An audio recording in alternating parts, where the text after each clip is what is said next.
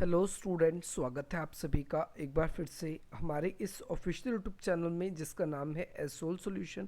मैं चंदन कुमार हाजिर हूँ आप सभी के सामने अपनी एक और नई वीडियो के साथ। सो गाइस, आज की इस नई वीडियो में हम बात करेंगे उन सभी स्टूडेंट्स के लिए जो कि स्कूल ऑफ ओपन लर्निंग और रेगुलर कॉलेज या फिर ऐसे स्टूडेंट्स हैं जो एनसी वेब के हैं। तो भाई आप सभी के स्टूडेंट्स जो कि फर्स्ट सेमेस्टर, थर्ड सेमेस्टर या फिर फिफ्थ सेमेस्टर के स्टूडेंट्स हैं, उन सभी के जो ओपन बुक एग्जामिनेशन होने वाले थे, उन सभी के लिए जो दिल्ली यूनिवर्सिटी की ओर से ओपन बुक एग्जामिनेशन की गाइडलाइन जो है वो आ चुकी है। और ये एग्ज़ाम आप सभी को पता है आपके मार्च के महीने में और अप्रैल के महीने में होने वाले हैं। तो भाई आज की इस नई वीडियो में आप सभी को कंप्लीट गाइडेंस बताई जाएगी, क्या गाइडलाइंस आप लोगों के लिए एसयूएल की ओर से आई है, दिल्ली यूनिवर्सिटी की ओर से आई है, और आप लोगों को किन किन बातों का ध्यान विशेष रूप से रखना चाहिए। आज की नई वीडियो आप देख सकते हैं। ये नोटिफिकेशन भी जो है 10 तारीख, आज ही के दिन 10 मार्च के दिन रिलीज़ हुआ है, और इसका जो रेफरेंस नंबर है ये भी आप इसको नोट कर सकते हैं। तो सबसे पहली बात तो ये जो नया नोटिफिकेशन है उन सभी स्टूडेंट्स के लिए जो कि दिल्ली यूनिवर्सिटी में एसयूएल के स्टूडेंट्स हैं, रेगुलर के स्टूडेंट्स हैं और एनसी वेब के, और वे सभी स्टूडेंट जो फर्स्ट सेमेस्टर, थर्ड सेमेस्टर या फिफ्थ सेमेस्टर में, या फिर वे सभी स्टूडेंट्स जिन्होंने अपने क्लास को पास कर लिया है लेकिन उनकी जो है पर्टिकुलर, जैसे फॉर एग्जांपल अभी वो फोर्थ सेमेस्टर में लेकिन उनकी किसी सब्जेक्ट में थर्ड सेमेस्टर में बैक आई थी, एग्ज़ाम छूट गया था या फिर कोई और प्रॉब्लम आ गई थी, तो भाई वो सभी स्टूडेंट्स भी इसके अंदर अपना एग्ज़ाम दे सकते हैं। और ये जो गाइडलाइन है ये सिर्फ यूजी स्टूडेंट्स हैं उन सभी के लिए दी गई है। सबसे पहली बात तो आप सभी का जो सबसे फर्स्ट पॉइंट इसमें बताया गया है कि भाई 14 तारीख को आप सभी के लिए जो नोटिफिकेशन है वो किसकी ओर से, दिल्ली यूनिवर्सिटी की ओर से और एसयूएल की ओर से आप सभी के लिए रिलीज़ किया गया था, जिसमें ये कहा गया था कि भाई आप सभी का जो ओपन बुक एग्जामिनेशन होगा किस किस का, फर्स्ट सेमेस्टर का, थर्ड सेमेस्टर का और फिफ्थ सेमेस्टर का, वे सभी स्टूडेंट्स। दूसरी बात इसमें ये बात कही गई है कि वे सभी स्टूडेंट्स जो रेगुलर कॉलेज के या एसयूएल के स्टूडेंट्स हैं, तो भाई आप सभी के जो एडमिट कार्ड होंगे वो आप लोगों के आपके रिस्पेक्टिव वेबसाइट जो है उस पर आ जाएंगे। और दूसरी चीज़, आप सभी ने अगर अब तक अपना एग्जामिनेशन फॉर्म फिलअप नहीं किया है तो आप अपना एग्जामिनेशन फॉर्म फिलअप कर लें। साथ ही साथ आप सभी वे सभी स्टूडेंट जो फर्स्ट सेमेस्टर में, थर्ड सेमेस्टर में जिनकी बैक आई थी, री आई थी किसी भी पेपर में, एनसी वेब के स्टूडेंट्स भी हैं, तो भाई वो दोबारा से अपने इस एग्ज़ाम्स को देने के लिए तैयार हो जाएं। इसके साथ साथ वे सभी स्टूडेंट जो एनसी वेब के लिए, तो उनके लिए जो एक्स स्टूडेंट्स हैं उनके लिए भी सेम डेट शीट रहने वाली है, और एसयूएल के जो स्टूडेंट्स हैं उनके लिए भी सेम रहेगी। जिनकी ईआर यानी एसेंशियल रिपीट आई है, जिनका री का पेपर है, उनकी भी डेट शीट सेम रहेगी। उनको अपने एग्ज़ाम के हिसाब से एग्ज़ाम देना होगा। अगर आप लोगों को डेट शीट देखनी नहीं आ रही तो वो भी आप हमसे कमेंट करके पूछ सकते हैं। चलिए स्टार्ट करते हैं। नाउ यहाँ पर आप देख सकते हैं कि वे सभी स्टूडेंट्स जो कि इस बात को इंश्योर कर लें, इस बात को कंफर्म कर लें कि भाई जो नोटिफिकेशन है आप सभी के लिए जो निकला है, इसको आप लोगों ने इससे पहले, एग्ज़ाम से पहले ही अपना जो है एग्जामिनेशन फॉर्म फिलअप कर लिया है। अगर आपने एग्जामिनेशन फॉर्म अपना फिलअप नहीं किया तो आपको एग्ज़ाम देने नहीं दिया जाएगा। अब आप बोलेंगे कि सर ठीक है, हमने अपना एग्जामिनेशन फॉर्म फिल कर लिया यानी सब्जेक्ट चूज़ कर लिए, बट अभी तक हमारा एडमिट कार्ड तो आया नहीं। स्कूल के टाइम पे तो आ जाता था, पर ऐसा नहीं होता। जो थर्ड सेमेस्टर के और फिफ्थ सेमेस्टर के स्टूडेंट हैं उन सबको बताया ओपन बुक एग्जामिनेशन का जो एडमिट कार्ड है आपका या तो एक दिन पहले या 2 दिन पहले आप लोगों का आता है। और बहुत से ऐसे स्टूडेंट्स भी होते हैं जिनका उस दिन भी नहीं आता, तो आप लोगों को रिस्पेक्टिवली आपका जो रोल नंबर है वो दे दिया जाएगा और आप अपना एग्ज़ाम दे सकते हैं। उसके लिए भी व्यवस्था की जाती है, लेकिन जब एग्ज़ाम नज़दीक आएंगे हम आप लोगों को बता देंगे। तो आप लोग अपना बेसिकली जो एडमिट कार्ड है वो अपने स्टूडेंट डैशबोर्ड से वहाँ से डाउनलोड कर पाएंगे। प्रोसीजर जो है वो डायरेक्टली आप जैसे अपना फ्री रिसिप्ट डाउनलोड करते हैं, ठीक उसी तरीके से जब आप अपनी ऑनलाइन क्लासेस को अटेंड करते हैं, ठीक उसी तरीके से बाहर आप लोगों के लिए आपके स्टूडेंट डैशबोर्ड में ऊपर ही टॉपअप होता हुआ या शो अप होता हुआ आप लोगों को दिख जाएगा। वहीं पर ही आप लोग अपना एडमिट कार्ड को डाउनलोड कर लेंगे और एडमिट कार्ड में आप लोगों की एनरोलमेंट नंबर, आपका नेम और आपकी जो बेसिक सी डिटेल है उसको कंफर्म कर ले। अगर कलेक्ट नहीं है, बिल्कुल ठीक नहीं है, तो आप उस क्या कर सकते हैं, उसके लिए आप अपने जो भी रिस्पेक्टिव कॉलेज है या जो भी आपका इंस्टीट्यूशन है आप उस पर कॉन्टैक्ट कर सकते हैं। आप सभी एक चीज़ के लिए इंश्योर कर दें कि आप सभी के जो भी कॉन्टैक्ट नंबर है, मेल डिटेल्स है, वो एसओएल की मेल डिटेल से मैच का है। क्योंकि कई बार ऐसा होता है कि जब हम एडमिशन लेते हैं तो उस समय हमारे पास हमारा फ़ोन नहीं होता, बड़े भाई का होता है, साइबर कैफ़े वालों ने अपना डाल दिया होता है, या फिर किसी भी तरीके से बना दिया गया होता है। तो आप लोग इस चीज़ को इंश्योर कर लें कि आपके पास में वही ईमेल हो। अगर आप लोगों के पास में वही ईमेल नहीं है तो आप अपना ईमेल और मोबाइल नंबर जल्द से जल्द अपडेट कर लें, जो कि स्टूडेंट्स के लिए उनके डैशबोर्ड में व्यवस्था कर दी जाएगी।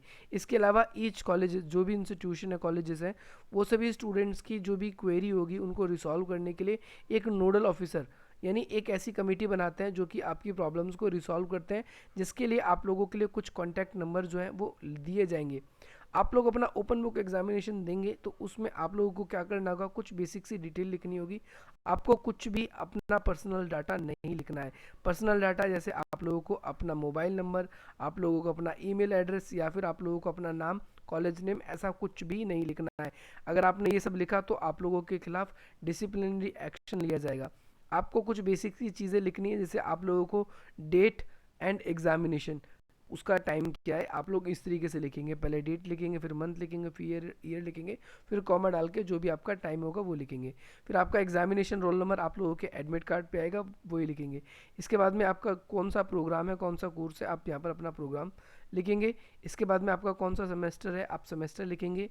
और आपका जो पेपर कोड है, आप पेपर कोड लिखेंगे। और पेपर का टाइटल, पेपर कोड और टाइटल अलग अलग होता है। सब्जेक्ट का नेम होता है और एक होता है आपका सब्जेक्ट का कोड। तो वो सब चीज़ें आप लोग ध्यान रखेंगे। इसके बाद में जो भी स्टूडेंट्स अपना एग्जामिनेशन दे रहे हैं तो उन लोगों को 3 घंटे का समय मिलेगा पेपर लिखने का। 1 घंटा एक्स्ट्रा मिलता है, यानी चौथा घंटा जो आप लोगों का वो क्वेश्चन पेपर डाउनलोड करने के लिए और आंसर शीट्स को अपलोड करने के लिए। ये आप लोगों का नॉर्मल स्टूडेंट्स के लिए। लेकिन ऐसे स्टूडेंट्स जो स्क्राइब कैंडिडेट हैं या फिर पीडब्ल्यूडी की कैटेगरी में आते हैं, दिव्यांग कैटेगरी में आते हैं, तो भाई उन सभी को एक्स्ट्रा टाइम मिलता है। उन सभी को मिलेगा 5 घंटे, 5 घंटे मिलेंगे और 1 घंटे उन लोगों को एक्स्ट्रा मिलता है। 1 घंटा आपको भी एक्स्ट्रा मिलेगा, लेकिन ये उस परिस्थिति में होगा। ध्यान रखना है कि आप लोगों को यहाँ पर डायरेक्टली लिखा हुआ है कि इंपॉर्टेंट, ये बच्चे सभी ध्यान दें कि आपका पेपर का जो लिखने का टाइमिंग है वो सिर्फ 3 घंटे का है।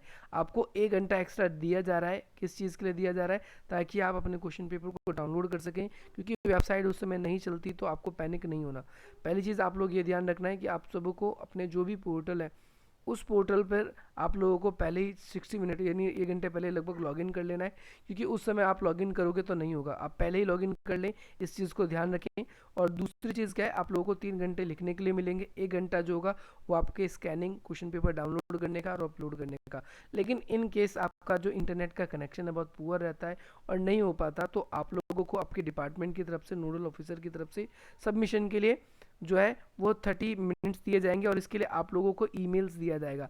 देखो हर साल प्रोसीजर अलग होता है। आप लोगों को पिछले साल क्या था कि भाई 60 मिनट्स एडिशनल दिया जाएगा आप लोगों के लिए। ये क्या होगा, 60 मिनट एडिशनल क्या होता है? इसमें अगर आप लोगों की इंटरनेट की कनेक्टिविटी अच्छी नहीं होती है, वेबसाइट काम नहीं कर रही, तो उस सिचुएशन में होता है। लेकिन आप लोग अपने टाइम को जैसे जल्दी से जल्दी अपना क्वेश्चन पेपर कर सकते हैं वो करें। और जो स्क्राइब कैंडिडेट है उनके लिए लगभग 6 घंटे का टाइम इसी तरीके से प्रोसीजर में मिलता है। स्टूडेंट्स जो भी अपना आंसर लिखेंगे उसे या तो पीडीएफ फॉर्म में या फिर जेपीजी फॉर्म में अपने स्टूडेंट डैशबोर्ड का जो भी पोर्टल है उसके अंदर आप लोगों को अपलोड करना होगा और उसके अंदर आप लोग अपना आंसर जो है वो लिखने की कोशिश करेंगे। आप लोग बहुत सारे, आप लोगों के लिए जो यूट्यूब पे वीडियोस बनी हुई है, आपको स्कैनिंग करने नहीं आती, आंसर्स की पीडीएफ बनाने नहीं आती, तो बहुत सारी वीडियोस बनी हुई है। आप उनको देखकर अपनी वीडियोस अपनी जो भी पीडीएफ है बना सकते हैं। नहीं तो आप लोगों के फ़ोन में जेपीजी पे नॉर्मल पिक्चर क्लिक होती है, आप एक एक करके मल्टीपल फाइल्स भी ऐड कर सकते हो। इसके अलावा वो स्टूडेंट जिनके पास में इंटरनेट, मोबाइल, इन सब की कोई भी व्यवस्था नहीं है तो वो फिजिकल एग्ज़ाम दे सकते हैं।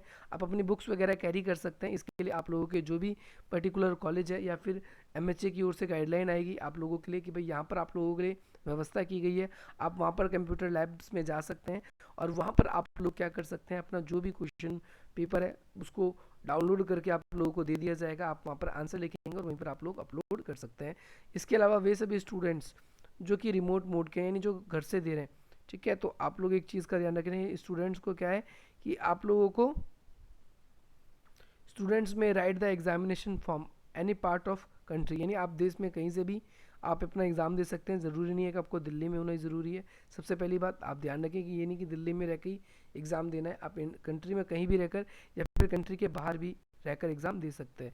इसके क्योंकि आप लोगों को ऑनलाइन प्लेटफॉर्म पे देना है। दूसरी बात क्या है कि स्टूडेंट्स को किन किन चीज़ों की ज़रूरत पड़ेगी, या तो लैपटॉप, डेस्कटॉप स्क्रीन आपके पास, मोबाइल, या जो भी अप्रोप्रिएट आपके पास डिवाइड है, आपके पास में इंटरनेट होना चाहिए।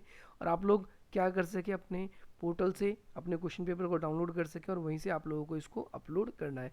किसी थर्ड पर्सन को आप लोगों को ना तो जल्दी मेल करना है, वो भी आप लोगों के लिए वेबसाइट पे आएगा कि भैया आपका क्वेश्चन पेपर जो भी आपने आंसर लिखा है उसका अपलोड नहीं हो पाया, तो आप कर सकते हैं।